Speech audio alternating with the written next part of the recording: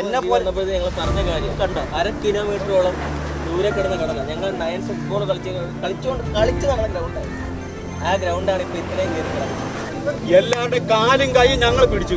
3 മാസമായിട്ട് പുറകെ കിടന്ന് കാലും കൈയും പിടിച്ചു. ഇന്ന് വരെ ഈ ദേശം തന്നിട്ടില്ല. പേടിക്കണ്ട, നിങ്ങൾക്കൊന്നും വരുന്നില്ല. ഞങ്ങൾക്ക് എന്തൊക്കെ നിങ്ങൾക്കൊന്നും വരുന്നില്ല.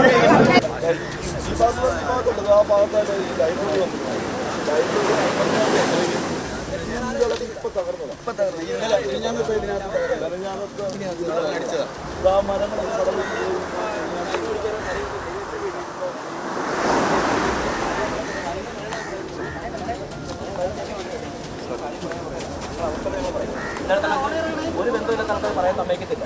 ബന്ധമുള്ളവർ പറയും.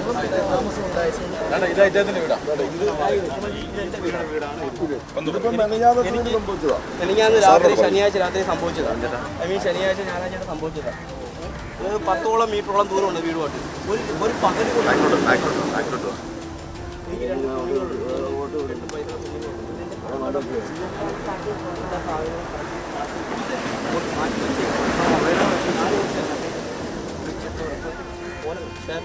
ഇതിനു മുമ്പേ എന്നെ വന്നപ്പോഴത്തെ ഞങ്ങൾ പറഞ്ഞ കാര്യം കണ്ട 1/2 കിലോമീറ്ററോളം ദൂരെ കിടന്ന കടന്ന ഞങ്ങൾ 9 ഫുട്ബോൾ കളിച്ച് നടന്ന ഗ്രൗണ്ടായിരുന്നു.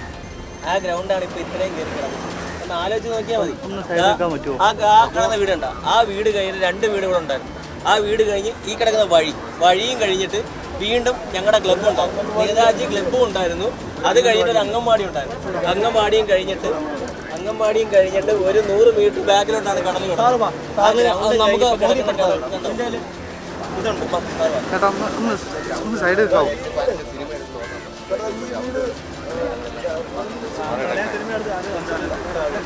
സാറേ, ഈ വീട് 2018 ഷൂട്ടിങ്ങിന് കൊടുത്തിട്ടുണ്ട്. തീർച്ചയായും 2018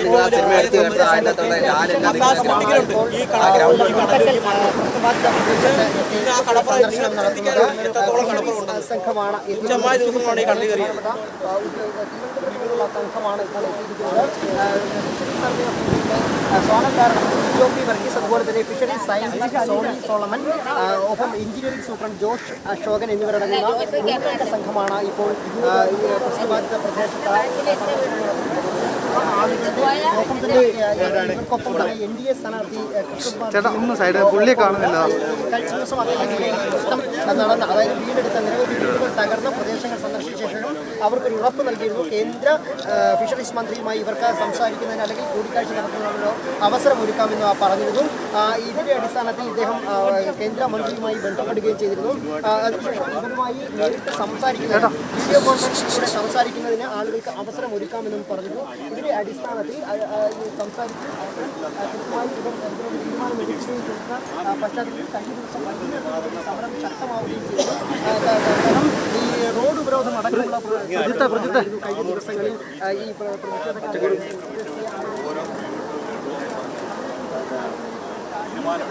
എല്ലാ പത്രങ്ങളും റിപ്പോർട്ട് ചെയ്തതിനു ശേഷം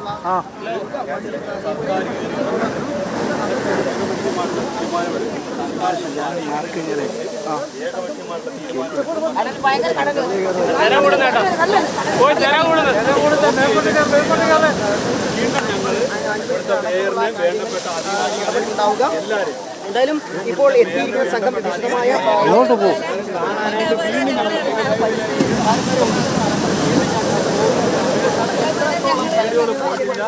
സ്ഥലമുണ്ട്, എല്ലാം ഉണ്ട്.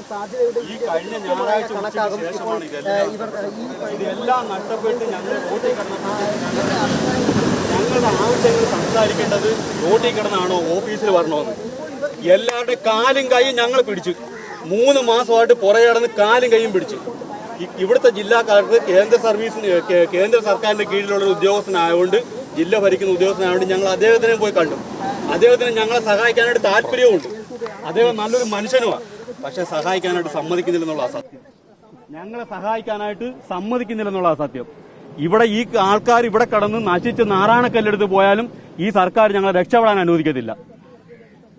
അതാണ് ഇവിടുത്തെ യഥാർത്ഥ സത്യം. ഞങ്ങൾ ശരിക്കും പറഞ്ഞാൽ ഞങ്ങളെ വെറും പുച്ഛമായിട്ടാണ് കാണുന്നത്. ഞങ്ങൾ എന്ത് പറഞ്ഞാലും ഒരു വില പോലും ഞങ്ങൾക്ക് തരുന്നില്ല. ഞങ്ങളെയൊക്കെ വീടിന് കഴിഞ്ഞ ഞങ്ങൾ തെരഞ്ഞെടുത്ത അയച്ച ഒരു MLA ഉണ്ട്, ഇന്ന് വരെ ഈ സ്ഥലം സന്ദർശിച്ചിട്ടില്ല. ഇന്ന് വരെ ഈ ദേശം സന്ദർശിച്ചിട്ടില്ല. ഞങ്ങളെല്ലാം ഇന്നലെ സമരം ചെയ്തു. എന്താന്ന് പോലും ഇവിടുത്തെ ഒരു കൗൺസിലർ അല്ലെങ്കിൽ എന്താന്ന് പോലും തിരക്കാൻ പറ്റി. MLA അത് തിരക്കില്ല. കൗൺസിലർ വന്ന് എല്ലാം തിരക്കി. കൗൺസിലർ വന്ന് എല്ലാ കാര്യങ്ങളും ഒരു ഇതൊക്കെ തിരക്കി. പക്ഷെ നൗഷാദ് MLA തിരക്കില്ല. നമുക്ക് വേറെ നമുക്ക് ഇങ്ങനെ കടലിൽ പോകും. നമ്മുടെ വീട് പോകും. നമ്മളെ ഒരു ആയുസാണ് ഒരു വീട്.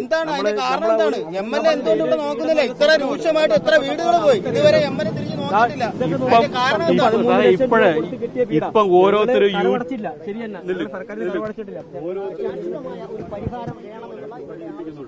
പ്രചരിപ്പിക്കുമ്പോ അതിന്റെ കമന്റ് വരുന്നത് എന്താണെന്നറിയോ? നിങ്ങൾ ഈ കടലിന്റെ കീഴിൽ പോയി കിടന്ന് എന്തിനാണെന്നാ ചോദിക്കുന്നത്. എനിക്ക് 49 വയസ്സുണ്ട് സാറേ. ഞാൻ ഇവിടെ ജനിച്ചു വളർന്നതാ. ഇവർക്ക് ഈ പുറംപോക്കിലെ വസ്തുക്കളാണ് വീട് നിൽക്കുന്നത്.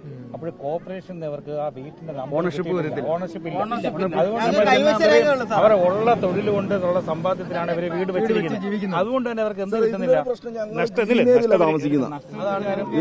റെസിഡൻഷ്യൽ ഏരിയ അല്ലേ ഇത്? ഇവർക്ക് നഷ്ടപരിഹാരം കിട്ടുന്നില്ല. അതാണ് ഏറ്റവും വലിയ പ്രശ്നം. എല്ലായിടത്തും എല്ലാ ആനുകൂല്യങ്ങളും ഉണ്ട്. ഞങ്ങൾക്ക് ഒരു ആനുകൂല്യം. പുറംപോക്ക് ഭൂമിയിൽ ആണ് ഇവരിപ്പോ താമസിക്കുന്നത്.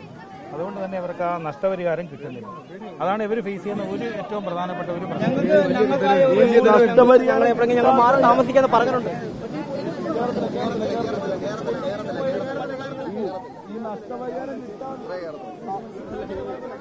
പേടിക്കണ്ട, നിങ്ങൾക്കൊന്നും വരുന്നില്ല. ഞങ്ങൾക്ക് എന്തൊക്കെ നിങ്ങൾക്കൊന്നും പറ്റില്ല.